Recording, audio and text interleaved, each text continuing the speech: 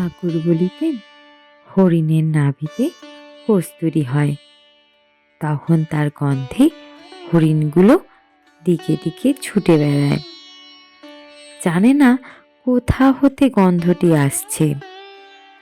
তেমনি ভগবান এ মানুষের এই দেহের মধ্যেই রয়েছেন।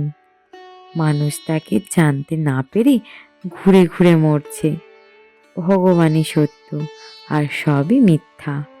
অর্থাৎ মানুষ যখন বাহ্যিক সুখ ছেড়ে যখন নিজের অন্তরকে অনুভব করবে, যখন জানবে যে মানুষের মধ্যেই ভগবান আছে, তখন তিনি আসল সত্য জানতে পারবেন। ভগবানই সত্য আর সবই মিথ্যা মায়া।